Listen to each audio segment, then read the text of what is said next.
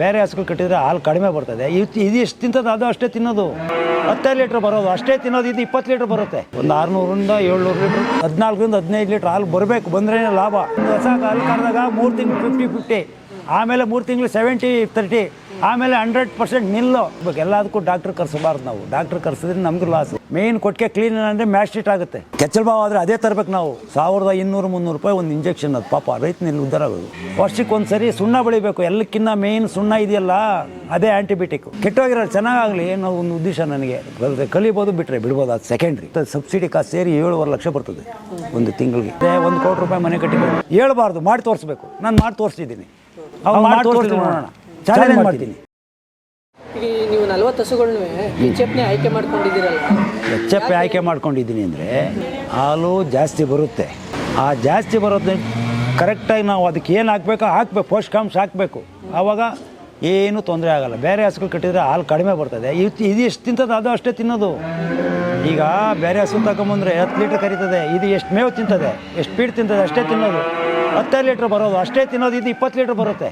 ಲಾಭ ತಾನೆ, ಅದರಿಂದ ಸೆಲೆಕ್ಟ್ ಮಾಡ್ಕೊಂಡಿರೋದು. ಈಗ ಒಂದು ಟೈಮ್ಗೆ ಹಂಗಾರೆ ಸರ್ ನಿಮ್ಗೆ ಎಷ್ಟು ಲೀಟ್ರ್ ಹಾಲು ಬರ್ತಿದೆ? ನಮಗೀಗ 300 ಬೆಳಗ್ಗೆ ಸ್ವಲ್ಪ ಒಂದು 20 ಲೀಟ್ರ್ ಜಾಸ್ತಿ ಬರುತ್ತೆ. ಸಾಯಂಕಾಲ ಒಂದು 20 ಲೀಟ್ರ್ ಕಡಿಮೆ ಬರುತ್ತೆ. ಒಂದು 600ರಿಂದ 700 ಲೀಟ್ರ್ ಅದು ವೇರಿಯೇಷನ್ ಆಗ್ತಾ ಇರ್ತದೆ. ಒಂದು ದಿನಕ್ಕೆ 600ರಿಂದ 700 ಲೀಟ್ರ್ ವೇರಿಯೇಷನ್ ಆಗ್ತಾ ಇರ್ತದೆ. ಯಾಕೆಂದರೆ ಒಂದೊಂದು ಸರಿ ಒಂದು 20 ಹಸ ಪ್ರೆಗ್ನೆಂಟ್ ಆಗ್ಬಿಡ್ತವೆ ಒಂದೇ ಸರಿ. ಹಾಲು ಫಲ ಇರ್ತವೆ. ಒಂದು ಸರಿ ಸೆಟ್ ಆಗಲ್ಲ ಸೆಮೆನ್ಗಳು. 10 ಹಸ ಹೆಚ್ಚಾಗಿ ಪ್ರೆಗ್ನೆಂಟ್ ಆಗಿದಾಗ ಸ್ವಲ್ಪ ಕಡಿಮೆ ಬರ್ತದೆ. 10 ಹಸ ಕಡಿಮೆ ಪ್ರೆಗ್ನೆಂಟ್ ಆಗಿ ಸ್ವಲ್ಪ ಜಾಸ್ತಿ ಬರ್ತದೆ. ಆವ್ರೇಜ್ ನಮ್ಗೆ ಬೇಕಾಗಿರೋದು ಟೋಟ್ಲಾಗಿ ಒಂದು ಹಸುನಲ್ಲಿ ಒಂದು ದಿವಸಕ್ಕೆ ಎಷ್ಟು ಬೇಕು? 14ರಿಂದ 15 ಲೀಟ್ರ್ ಹಾಲು ಬರಬೇಕು. ಬಂದ್ರೇ ಲಾಭ.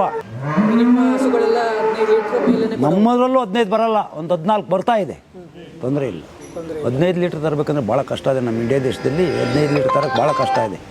ನಿಮ್ಮ ಹಸುಗಳೆಲ್ಲ ಒಂದು ವೀಕ್ ಅನ್ನೋ ಕಾಣಂಗಿಲ್ಲ, ಅವೇ ಎಲ್ಲ ಚೆನ್ನಾಗಿದೆ ಅಂದರೆ ನಾವು ಮಾಡೋದ್ರಲ್ಲಿದೆ. ವೀಕ್ ಆಯಿತಾ, ಅದು ಯಾಕೆ ವೀಕ್ ಆಗದೆ ಚೆಕ್ ಮಾಡಬೇಕು. ಅದಕ್ಕೆ ಏನು ಹಾಕಬೇಕು ನೋಡ್ಕೊಂಡು ನಾವೇ ಹಾಕ್ಬೇಕು. ಎಲ್ಲದಕ್ಕೂ ಡಾಕ್ಟ್ರ್ ಕರ್ಸಬಾರ್ದು ನಾವು. ಡಾಕ್ಟ್ರ್ ಕರ್ಸಿದ್ರೆ ನಮಗೂ ಲಾಸು. ಸಂಯುಕ್ತಕ್ಕೆ ಬರಲ್ಲ, ನೋಡಲ್ಲ. ಅದೇನಾಗಿದೆ ಅನುಭವ ಆಗಿದೆಯಲ್ಲ, ಏನು ಹಾಕ್ಬೇಕು ಅದು ಕರೆಕ್ಟಾಗಿ ಹಾಕ್ಬಿಡ್ತೀವಿ. ನೀವು ಹಸುಗಳು ಕಟ್ಟಿದ್ದೀರಾ, 3 ಜಾಗದಲ್ಲಿ ಕಟ್ಟಿದ್ದೀರಾ? ಅದು ನಾವು ಜಾಯಿಂಟ್ ಫ್ಯಾಮಿಲಿ ಇದ್ವಿ, ಆವಾಗ ಅಲ್ಲಿ ಕಟ್ಕೊಂಡಿದ್ವಿ. ಜಾಯಿಂಟ್ ಫ್ಯಾಮಿಲಿಯಾಗಿ ಡಿವೈಡ್ ಆದಮೇಲೆ ಆಮೇಲೆ ನನ್ನ ಮಗ ನಾನು ಇದನ್ನೇ ಮಾಡ್ತೀನಪ್ಪ ಅಂದ, ಮಾಡು ಅಂಥೇಳಿ ಮತ್ತೆ ಎಕ್ಸ್ಟೆಂಡ್ ಮಾಡಿ ಇಲ್ಲಿ ಕಟ್ಕೊಂಡಿರೋದು. ಈಗ ಇಲ್ಲಿ ಒಂದಷ್ಟವೆ, ಎಲ್ಲೊಂದಷ್ಟು. ಹೌದೌದು. ಇಷ್ಟು ನೀಟಾಗಿದೆಯಲ್ಲ ಕೊಟ್ಟಿಗೆ. ಶ್ರಮ ನಾವು ಊಟ ಅಲ್ಲೇ ಮಾಡ್ತೀವಿ. ಶ್ರಮ ಅದು. ನಾವು ಎಷ್ಟು ಕ್ಲೀನಾಗಿ ಮಾಡ್ಕೊತೀವೋ ಅಷ್ಟು ಚೆನ್ನಾಗಿರ್ತದೆ. ಇಲ್ಲ ಅಂದರೆ ಅದಕ್ಕೆ ಮ್ಯಾಸ್ಟಿಟ್ ಆಗೋದು ಅದು ಇದು ಎಲ್ಲ. ಮೇನ್ ಕೊಟ್ಟಿಗೆ ಕ್ಲೀನ್ ಅಂದರೆ ಮ್ಯಾಸ್ಟಿಟ್ ಆಗುತ್ತೆ, ಕೆಚ್ಚಲು ಬಾವು ಆಗುತ್ತೆ. ಯಾವ ಹಸುಗಳು ನೋಡಿ ಒಂಚೂರು ಗಲೀಜು ಮಾಡ್ಕೊಂಡಂಗೆ ನೀಟಾಗಿ. ಹೌದೌದು. ಅದನ್ನೇ ಲೇಬರ್ ಬೆಳಗ್ಗೆಯಿಂದ ತಪ್ಪೆ ಬಿದ್ದ ತಕ್ಷಣ ಎತ್ತು ಕ್ಲೀನ್ ಮಾಡ್ತಾ ಇರ್ತಾರೆ. ನಮಗೆ ಡೈರಿ ಟೈಮಿಂಗ್ಸು ಲೇಬರ್ ನೋಡ್ಕೊಂಡು ನಾವು ಬೆಳಗ್ಗೆ ಏನು ಮಾಡ್ತೀವಿ ಅಂದರೆ ಹಾಲು ಕರೆದುಬಿಡ್ತೀವಿ. ಬೆಳಗ್ಗೆ ನಾವು 4 ಗಂಟೆಗೆ ಹೇಳ್ತೀವಿ, 5 ಗಂಟೆಗೆ ಹಾಲು ಕರೆ ಸ್ಟಾರ್ಟ್ ಮಾಡ್ತೀವಿ. 7 ಗಂಟೆ ಆಗುತ್ತೆ. 2 ಅವರ್ ಕರೀಲೇಬೇಕು. 600ರಿಂದ 700 ಲೀಟ್ರ್ ಹಾಲಾಗುತ್ತೆ. 2 ಅವರ್ ಕರೀಲೇಬೇಕು. ಆವಾಗ ಟೈಮಿಂಗ್ಸ್ ಹಾಕಿ ಮಾಡೋಕ್ಕೆ ನಮ್ಮ ರಾತ್ರಿ ಎಲ್ಲ ನಿದ್ದೆ ಕೆಟ್ಕೊಂಡು ಕೆಲಸ ಮಾಡೋಕ್ಕಾಗಲ್ಲ. ಬೆಳಗ್ಗೆ ಹಂಗೆ ಮಾಡ್ತೀವಿ. ಮತ್ತು ಸಾಯಂಕಾಲ ಈಗ 3 ಗಂಟೆಗೆ ಸ್ಟಾರ್ಟ್ ಮಾಡಿಬಿಡ್ತೀವಿ ಇಟ್ಕೊಂಡ್ರೆ 4 ಗಂಟೆಗೆಲ್ಲ ತಿಂದ್ಬಿಡ್ತವೆ. ಆಮೇಲೆ ಸ್ವಲ್ಪ ನೀರು ಇಟ್ಬಿಟ್ಟು ಕರೆಕ್ಟಾಗಿ 5 ಗಂಟೆಗೆ ಎಲ್ಲ ಸ್ವಚ್ಛ ಮಾಡಿ ಕೊಟ್ಟಿಗೆನೆಲ್ಲ ಬೆಳಗ್ಗೆ ಸಾಯಂಕಾಲ 2 ಟೈಮು ಸ್ವಚ್ಛ ಮಾಡ್ತೀವಿ. ಮಾಡಿ 5 ಗಂಟೆಗೆ ಕುಂತ್ಕೊಂಡ್ರೆ ಮತ್ತೆ 7 ಗಂಟೆ ಆಗುತ್ತೆ. 7 ಗಂಟೆ ಆಗುತ್ತೆ. ಎಲ್ಲ ನಮ್ಮ ಡ್ಯೂಟಿ ಮುಗಿಯೋಷ್ಟಿರ್ತೀವಿ. ಲೇಬರ್ ಎಲ್ಲ ನಾನೇ ಫೀಡ್ ಕೊಡೋದು ನಾನೇ, ಹಾಲು ಕರಿಯೋದು ನಾನೇ, ಸಗಣಿ ಎತ್ತೋದು ನಾನೇ. ನಾನು ಮಾಡಬೇಕು. ಆವಾಗಲೇ ಹೈನುಗಾರಿಕೆ. ನೀನು ಅನ್ಬಾರ್ದು, ನಾನು ಅನ್ಬೇಕು. ನಿಮ್ಮ ಜೊತೆಗೆ ಯಾರು ಸಪೋರ್ಟ್ ಮಾಡೋದು? ನಮ್ಮ ಮಗ ಅವನೇ, ನಮ್ಮ ಮಿಸ್ಸಸ್ ಅವರೇ, ಮತ್ತು ಲೇಬರ್ಸ್ ಅವರೇ. ಪಾಪ ಅವರು ಒಂದು 10 ವರ್ಷದಿಂದ ಅವರೇ ನಮ್ಮ ಮನೇಲಿ. ಏನು ತೊಂದರೆ ಇಲ್ಲ. ನಾವು ಚೆನ್ನಾಗಿ ನೋಡ್ಕೊಂಡಿದ್ದೀವಿ, ಅವರು ಚೆನ್ನಾಗಿ ಅವರೇ. ನಮ್ಮ ಕೈಲೇ ಸಹಾಯ ನಾವು ಅವರು ಮಾಡಿದ್ದೀವಿ. ಅವರು ಅದರಿಂದ ನಂಬಿಕೆ ಮೇಲೆ ಅವರೇ. ಇಲ್ಲಾಂದ್ರೆ ಸಾಕಾಗಲ್ಲ. ಒಂದು ತಿಂಗಳಿಗೆ ಸರ್ ಎಷ್ಟು ಖರ್ಚು ಬರುತ್ತೆ ಸರ್? 80% ಇದೆ. 80% ಖರ್ಚು ಬರುತ್ತೆ. 100% ಅಲ್ಲಿ 80% ಹೌದು. ಇನ್ನು 20% ಲಾಭ ಅಷ್ಟೇ. ಸುಮ್ಮನೆ ಹೇಳ್ಬೋದು ಅಷ್ಟೇ. ನಾನು ಹೇಳಿದ್ನಲ್ಲ, ಸರ್ಕಾರದವ್ರು ಕೊಡ್ತಾ ಇರ್ತಂಥ 5 ರೂಪಾಯಿ ನಮ್ಗೆ ಸಿಗೋದು. ಇನ್ನೆಲ್ಲ ಅದಕ್ಕೆ ಕೊಟ್ಟೋಗುತ್ತೆ. ಕೆಲವರು 50-50 ಅಂತ ಯಾರು ಹೇಳಿದ್ರು? ನನ್ನ ಎದುರಿಗೆ ಹೇಳಲಿ ನೋಡೋಣ. 50-50 ನನ್ನ ಎದುರಿಗೆ ಹೇಳಿ. ಒಂದು ಹೊಸ ಹಾಲು ಕರೆದಾಗ 3 ತಿಂಗಳು 50-50, ಆಮೇಲೆ 3 ತಿಂಗಳು 70-30, ಆಮೇಲೆ 100% ನಿಲ್ಲು. ಯಾರು 50 ಅಂತ ಹೇಳಿದ್ರು? 50-50 ಅಂದ್ಬಿಟ್ರೆ ಎಲ್ಲ ಬಿಟ್ಬಿಟ್ಟಿದೆ ಮಾಡೋದು. ಯಾರು ಹೇಳಿದ್ರು 50% ಅಂತ? ಒಂದು ಹಸ ಕಟ್ಟಿರ್ತಾನೆ, 40 ಲೀಟ್ರ್ ಬರ್ತದೆ. ಒಬ್ಬ ಲೇಬರು ಅಲ್ವಾ, ಲೇಬರ್ಗೆ ಎಷ್ಟು ಹೋಗುತ್ತೆ ಅದು ಯೋಚನೆ ಮಾಡಬೇಕು. ನಾನು ಕಟ್ಬಿಟ್ಟೆ, ನಾನು ಮಾಡಿಬಿಟ್ಟೆ, ಸಾಧನೆ ಮಾಡಿರೋರು ಯಾರು 50-50 ಅಂತೇಳಿ ಕರ್ಕೊಂಬನ್ನಿ ಸರ್, ಬೈಕೊಳ್ಳೋದಲ್ಲ, ಹೇಳ್ಬಾರ್ದು, ಮಾಡಿ ತೋರಿಸ್ಬೇಕು. ನಾನು ಮಾಡಿ ತೋರಿಸ್ತಿದ್ದೀನಿ, ಅವ್ರು ಮಾಡಿ ತೋರಿಸ್ಲಿ ನೋಡೋಣ, ಚಾಲೆಂಜ್ ಮಾಡ್ತೀನಿ.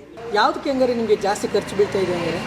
ಎಲ್ಲದರಲ್ಲೂ ಬೀಳುತ್ತೆ ಸರ್. ಲೇಬರ್ಗಿದೆ, ನಾವೇ ಮಾಡೋಕ್ಕಾಗಲ್ಲ. ಮತ್ತು ಗ್ರೀನ್ ಫಾಡರ್ಗೆ ಈಗ ದಿನೇ ಖರ್ಚಾಗ್ತಾ ಇರ್ತದೆ. ಒಳ್ಳೆ ಕ್ವಾಂಟಿಟಿ ಬೆಳಿತೀವಿ ನಾವು, ಫೀಡು ಒಳ್ಳೆ ಕ್ವಾಂಟಿಟಿ ಫೀಡ್ ಹಾಕ್ತೀವಿ. ಅದು ತಕ್ಕಂಗೆ ಸ್ವಲ್ಪ ಅಡಿಷ್ನಲಾಗಿ ಟಾನಿಕ್ಕು ಕೊಡಬೇಕಲ್ಲ, ಮಿನರಲ್ ಮಿಕ್ಸರು ಅದೆಲ್ಲ ಕೊಡಬೇಕಲ್ಲ. ಮತ್ತು ಕ್ಲೀನ್ನೆಸ್ಸು ಹೆಂಗಿರ್ತದಂದರೆ ಅದಕ್ಕೆ ನಾವು ವಾರಕ್ಕೊಂದು ದಿವಸ ಅದಕ್ಕೆ ಡೆಟಾಯ್ಲ್ ಹಾಕ್ಬೇಕು, ಕ್ಲೀನಾಗಿ ತಳಗಡೆ ಫೆನಾಯ್ಲ್ ಹಾಕಬೇಕು, ಕಾಸ್ಟಿಕ್ ಸೋಡಾ ಅಂತ ಬರ್ತದೆ ಅದು ಹಾಕಬೇಕು, ಫಾರಮ್ ಲೈನು ಎಲ್ಲ ಹಾಕಿ ಕ್ಲೀನ್ ಮಾಡ್ತೀವಿ ನಾವು, ವಾಸನೆ ಇರಲ್ಲ. ವರ್ಷಕ್ಕೆ ಒಂದು ಸರಿ ಸುಣ್ಣ ಬಳಿಬೇಕು, ಎಲ್ಲಕ್ಕಿಂತ ಮೇಯ್ನ್ ಸುಣ್ಣ ಇದೆಯಲ್ಲ ಅದೇ ಆ್ಯಂಟಿಬಯೋಟಿಕ್ಕು. ಸೆಡ್ಗೆ ಸುಣ್ಣ ಬಳಿತೀವಲ್ಲ ಅದೇ ರೇಟ್ ಮಾಡ್ತದೆ. ಗೊತ್ತಿಲ್ಲ ಅಷ್ಟೇ, ಬರಲ್ಲ. ಸುಣ್ಣ ಮೇಯ್ನ್, ಅದು ಸುಣ್ಣ ಮೇಯ್ನ್ ಸರ್. ಅದು ಗೋಡೆಗೆ ಸುಣ್ಣ ಹೊಡೆದ್ಬಿಟ್ರೆ ಅಲ್ಲಿ ಸೊಳ್ಳೆ ಕುತ್ಕೊಳ್ಳಲ್ಲ. ಪ್ರೆಗ್ನೆಂಟ್ ಹಸುಗಳು ಇದೆಯಾ ಸರ್? ಇದೆ. ಎಷ್ಟಿದ್ದಾವೆ? ಅದರಲ್ಲಿ ಒಂದು 50% ಇದ್ದೇ ಇರ್ತವೆ, 50 to 70% ಇದ್ದೇ ಇರ್ತವೆ. 2 ತಿಂಗಳಾದ್ರೂ ಪ್ರೆಗ್ನೆಂಟೇ, 3 ತಿಂಗಳಂದ್ರೂ ಪ್ರೆಗ್ನೆಂಟೇ, 6 ತಿಂಗಳಲ್ಲೂ ಹಾಲು ಕರಿತಾ ಇರ್ತಾವಲ್ಲ, ಅಷ್ಟೇ, ಇನ್ನೇನಿಲ್ಲ. ಹುಲ್ಲು ಕಟ್ಟಿದ್ದೀರ ಒಂದು ಹೆಚ್ಚೆತ್ತು? ಎಲ್ಲಿಂದ ತಂದ್ರಿ ಸರ್? ಹಾಂ, ಎಲ್ಲಿಂದ ತಗೊಂಡು ಬಂದ್ರಿ ಅದು? ನಾನು ಹೇಳಿದ್ನಲ್ಲ ಆವಾಗಲೇ, ಬುಲ್ ತಂದು 6 ತಿಂಗಳಾಯಿತು, 81,000 ಕೊಟ್ಟು ತಗೊಂಬಂದೆ. 81. ಇನ್ನು ಹಾಲಲ್ಲ, ಅದರಲ್ಲೇ ಕ್ರಾಸಿಂಗ್ ಮಾಡಿಸಿ ಅದರಲ್ಲೇ ಮಾಡ್ತೀನಿ. ಯಾಕೆಂದರೆ ಈ ಸೆಮೆನ್ನು ಸೊತ್ತಾಗಿರ್ತವೆ, ಅಲ್ಲಿಂದ ತಗೊಂಬಂದು ಹಾಕೋಷ್ಟೊತ್ತಿಗೆ ಹೊರಟೋಗಿರ್ತವೆ. ಅದರಿಂದ ಅವು ಯಾವ್ಯಾವ ಹೋದಷ್ಟು ದಿವಸನೂ ಮಾಡೋಕ್ಕಾಗಲ್ಲ. ಇನ್ನೊಂದು ಸ್ವಲ್ಪ ದಿವಸ ಏನೋ ಇಲ್ಲೆಲ್ಲ ಡೆವಲಪ್ ಆಗ್ತವೆ, ಆಗೋವರೆಗೂ ಮಾಡೋಣ. ಬೇರೆಯವರು ನೋಡಿ ಮಾಡ್ತಾವ್ರೆ ಅಂತ ಕಲ್ತು ಪಾಪ ಚೆನ್ನಾಗಾಗಲಿ ಅಂತೇಳಿ ಮಾಡ್ತಾಯಿದ್ದೀವಿ ಅಷ್ಟೇ. ನಾವೇ ಬದುಕಬೇಕಂತ ಏನಿಲ್ಲ. ನಮ್ಮನ್ನು ನೋಡಿ ಕೆಟ್ಟೋಗಿರೋದು ಚೆನ್ನಾಗಾಗಲಿ ಅನ್ನೋ ಒಂದು ಉದ್ದೇಶ ನನಗೆ. ಕಲಿಬೋದು, ಬಿಟ್ಟರೆ ಬಿಡ್ಬೋದು, ಅದು ಸೆಕೆಂಡ್ರಿ. ಕಷ್ಟಪಟ್ಟರೆ ಫಲ ಉಂಟು, ಕಷ್ಟಪಟ್ಟರೆ ಫಲ ಇಲ್ಲಾಂದ್ರೆ ಇಲ್ಲ. ಈಗ ಸರ್ ಹಂಗಾರೆ ಒಂದು ತಿಂಗಳಿಗೆ ನಿಮಗೆ ಎಷ್ಟು ಸರ್ ಆದಾಯ? ನನಗೆ ಈಗ ಒಂದು ತಿಂಗಳಿಗೆ ಬಂದು 7.5 ಲಕ್ಷ ಬರ್ತದೆ. 7.5 ಲಕ್ಷ ಬರ್ತದೆ, ಸಬ್ಸಿಡಿ ಕಾಸು ಸೇರಿ 7.5 ಲಕ್ಷ ಬರ್ತದೆ ಒಂದು ತಿಂಗಳಿಗೆ. ಒಂದು ಬಿಲ್ಲಲ್ಲಿ ಎಷ್ಟು ಬರುತ್ತೆ? 3.25 3.5 ಲಕ್ಷ ಬರ್ತದೆ. ಇದು ಬಿಟ್ಟು ಸಬ್ಸಿಡಿ ಬಿಟ್ಟು 3.5 3.5 ಲಕ್ಷ ಬರ್ತದೆ. ಒಟ್ಟಿನಲ್ಲಿ ಒಂದು ತಿಂಗಳಿಗೆ 7 ಲಕ್ಷ ಬರುತ್ತೆ ಅಂತ? 7ರಿಂದ 8 ಲಕ್ಷ ಬರ್ತದೆ. ಅದೇ 7ರಿಂದ 8 ಲಕ್ಷ ಹತ್ತು ಕಡೆ ಈ ಕಡೆ ಹೋಗ್ತಾ ಇರ್ತದಲ್ಲ. ನಾನು ಹೇಳಿದ್ನಲ್ಲ, ಪ್ರೆಗ್ನೆಂಟು ನಾನ್ ಪ್ರೆಗ್ನೆಂಟ್ ಅಲ್ಲಿ ಇರ್ತಾವಲ್ಲ. ಸಂಪಾದನೆ ಮಾಡಿದ್ದೀನಿ. ನಾನು ಹೇಳಿದ್ನಲ್ಲ, ಕೆಳಗೆ ಬಿದ್ದೋಗಿದ್ವಿ ಅಂತೇಳಿ. ಕೆಳಗೆ ಬಿದ್ದೋದಾಗ ಏನೇನು ಲಾಭ ಬರ್ತದೆ ಆ ಲಾಭದಲ್ಲಿ ಎತ್ಕೊಂಡು ದೊಡ್ಡದು ಮಾಡ್ತಾ ಇದ್ದೀವಿ. ಮನೆ ಖರ್ಚುಗಳು ಇರ್ತಾವಲ್ಲ, ಅದರಲ್ಲಿ ಏನೇನು ಬೇಕೋ ನಾವು ಟೆಂಪೋನು ತಗೊಂಬಂದ್ವಿ, ಇನ್ನೂ ಏನೇನು ಮಾಡಿದ್ವಿ ಬಿಡಿ. ಮನೆ ಕಟ್ಟಿದೆ, 1 ಕೋಟಿ ರೂಪಾಯಿ ಮನೆ ಕಟ್ಟಿದ್ದೀವಿ. ಮನೆ ಕಟ್ಟಿ 10 ವರ್ಷ ಆಯಿತು. 1 ಕೋಟಿ 10 ಲಕ್ಷ ಆವಾಗಲೇ ನೀವು ಮನೆಗೆ ಎಲ್ಲಿಂದ ಬಂತು ಸರ್? ಹೌದು, ಮನೆ ಮದ್ದನ್ನು ಕೊಡ್ತೀವಿ. ಮನೆ ಮದ್ದು ಮೇಯ್ನ್ ಇದೆ. ಈಗ ಮೊಣಕಾಲು ಹಸು ಊದ್ಕೊಂಬಿಟ್ಟದಂದರೆ ನಗಿತಾರೆ ಜನ. ಈ ಹಳೆ ಹುಣ್ಸೆಹಣ್ಣು ಶುದ್ಧ ಇದೆಯಲ್ಲ, ಅದನ್ನು ಕಾಯಿಸ್ಬಿಟ್ಟು ಹಾಕ್ಬಿಟ್ರೆ ಕಪ್ಪು ನೆಡ್ದಾಗ್ಬಿಡು. ಹೌದು, ಕೆಚ್ಚಲು ಬಾವಿಗೂ ಅಷ್ಟೇ. ಅದು ಹೌದು, ಜಾಸ್ತಿ ಇರೋದು. ಈ ಅಲೋಲ ಅಂತೇಳಿ ಈ ಒಂದು ಇದಿದೆ, ಗಿಡಮೂಲಿಕೆ, ಅದು ಅರಿಶಿನ ಪುಡಿ ಮತ್ತು ಸ್ವಲ್ಪ ಸುಣ್ಣ ಎಲ್ಲ ಮಿಕ್ಸ್ ಮಾಡಿ ಅರ್ದ್ಬಿಟ್ಟು ಹಾಕ್ಬಿಟ್ರೆ ಎಷ್ಟೋ ಎಳ್ದಾಕ್ಬಿಡ್ತದೆ. ಬರೀ ಅದನ್ನೇ ನೋಡೋಕೆ ಇಂಗ್ಲೀಷ್ ಮೆಷಿನ್ ನೋಡಿದ್ರೇ ನೋಡಬೇಕು, ಲೋಯಿಂದ ಹೋಗಬೇಕು. ಫಸ್ಟು ಲೋ ಆಗಿಲ್ಲ, ನೆಕ್ಸ್ಟ್ ಅದು, ಆಮೇಲೆ ಹೈಯರ್ ಆ್ಯಂಟಿಕ್ ಹೋಗ್ಬೇಕು. ಹೈಯರ್ ಆ್ಯಂಟಿಬಯೋಟಿಕ್ ಹೋಗಬೇಕು. ಹೈಯರ್ ಆ್ಯಂಟಿಬಯೋಟಿಕ್ ಫಸ್ಟೇ ಹೋಗಬಾರ್ದು. ಹೋದರೆ ಮತ್ತೆ ನೆಕ್ಸ್ಟ್ ಅದಕ್ಕೆ ಕೆಚ್ಚಲು ಬಾವು ಆದರೆ ಅದೇ ತರಬೇಕು ನಾವು. 1200-300 ರೂಪಾಯಿ ಒಂದು ಇಂಜೆಕ್ಷನ್. ಅದು ಪಾಪ ರೈತನಲ್ಲಿ ಉದ್ಧಾರ ಆಗೋದು. ಅದರಿಂದ ಲೋಯರಿಂದ ಹೋಗಬೇಕು. ಅದರಲ್ಲಿ 4-5 ಥರ ಕೆಚ್ಚಲು ಬಾವು ಇದೆ. ಹಾಲು ಬಾವು ಅಂತ ಆಗುತ್ತೆ, ಅದಾಗ್ಬಿಟ್ರೆ ಬೇಗ ಮೇಲಾಗುತ್ತೆ. ಅದೇನೋ ಒಂದು ಟೈಮ್ ನೋಡ್ಕೊಂಡಿಲ್ಲ ಅಂದರೆ ಕಲ್ಲು ಬಾವು ಥರ ಆಗ್ಬಿಟ್ರೆ ಹಸುನೇ ಕ್ಲಿಯರ್ ಫಿನಿಶ್ ಆಗ್ಬಿಡ್ತದೆ. ಫೈಬ್ರೋಸಿಸ್ ಆಗ್ಬಿಟ್ರೆ ಹಸ ಉಳಿಯಲ್ಲ. ಇಲ್ಲ, ಒಂದಕ್ಕೂ ಇಲ್ಲ. ನಾವು ಡೈಲಿ 24 ಅವರ್ ಅಬ್ಸರ್ವೇಷನ್ ಇಡ್ತೀವಲ್ಲ, ಗೊತ್ತಾಗ್ಬಿಡುತ್ತೆ ನಮಗೆ. ಹಾಲು ಕರೆದ ತಕ್ಷಣ ನಾನೆಲ್ಲ ಒಂದು ರೌಂಡು ಸರ್ಚ್ ಮಾಡ್ತೀನಿ, ಏನು ಊತ ಇದೆಯಾ, ಕೆಚ್ಚಲು ಏನು ಎತ್ತ ಅಂತ. ಆಗಿದ ತಕ್ಷಣ ಒಂದು ಅರ್ಧ ಗಂಟೆಯಲ್ಲಿ ಟ್ರೀಟ್ಮೆಂಟ್ ಮಾಡಿದ್ರೆ ಬೇಗ ಮೇಲಾಗುತ್ತೆ. ಬಿಟ್ಟು ನೈಟ್ ಮಲ್ಬಿಟ್ಟು ಬೆಳಗ್ಗೆ ಅಷ್ಟೊತ್ತು ಕಲ್ಬಾವ್ ಆಗ್ಬಿಡ್ತದೆ. ಆವಾಗ ಹಸುನೇ ಉಳಿಯಲ್ಲ, 90% ಉಳಿಯಲ್ಲ. ನಾವು ಟ್ರೀಟ್ಮೆಂಟ್ ಮಾಡಿದ್ರೆ ಏನು ಸುಖ ಇಲ್ಲ. ಫೈಬ್ರೋಸಿಸ್ ಆಗ್ಬಿಡ್ತದೆ. ಫೈಬ್ರೋಸಿಸ್ ಆಯ್ತಂದರೆ ನಾವೇನು ಮಾಡಿದ್ರು ರೆಸ್ಪಾನ್ಸ್ ಮಾಡಲ್ಲ.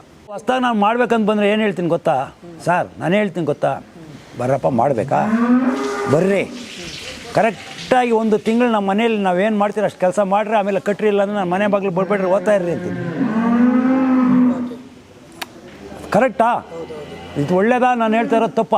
ಸರಿ ಕರೆಕ್ಟ್. ಯಾಕೆಂದರೆ ಅನುಭವ ಆಗ್ಬೇಕು ಅವನಿಗೆ. ಅನುಭವ ಆಗದಿರ ಕಟ್ಬಿಟ್ಟು ಕೆಡಬಾರ್ದು.